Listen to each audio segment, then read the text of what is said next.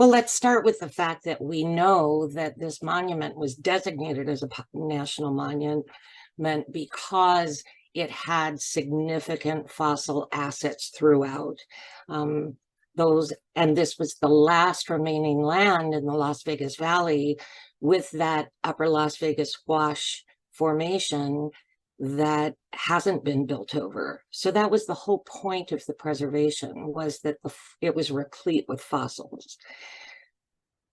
With respect to the exact area that's at issue in the Greenlink, last fall, a ground penetrating radar specialist came out and conducted a study in several areas, including areas that are the subject of this proposed Greenlink transmission line, and confirmed that there were anomalies consistent with fossil deposits, including one that was consistent with some rather large deposits in the area that's at issue.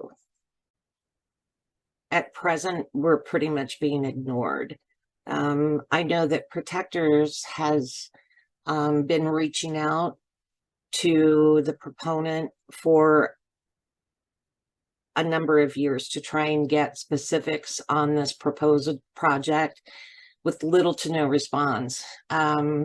We then kind of made further inquiries by way of a formal letter, and the response we got is that NV Energy was basically adhering to the regulations and laws establishing the monument as set forth in the legislation, which now we're finding out 2 years later is not entirely accurate. So do I feel like the BLM listened and took into consideration the input it's received thus far? No. I have every hope that the Department of Interior, through this comment period on the draft findings submitted by the BLM, will. So I remain really hopeful of at least some acceptable outcome to this process, and that our voices will be heard.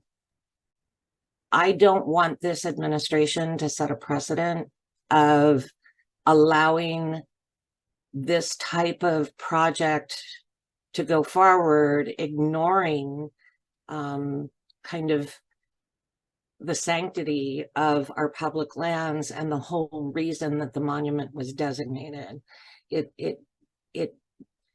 would be a very mixed message to say that the fossils were really important and worth protecting in 2014 because they were scientifically significant with respect to climate and the effects of climate change on our environment, and then say, but it's okay to like just kind of destroy these and kind of half study them in the context of getting this project done. I do want your listeners to consider this, that the BLM has not evaluated the costs of this adequately, in our opinion. Any costs of this project are going to be passed along to Nevada ratepayers. And so from a ratepayer standpoint, and as a citizen and individual of Nevada, I want the BLM to do a complete study of the remediation costs, and then an apples to apples comparison of the cost of the proposed transmission line versus some of the alternatives.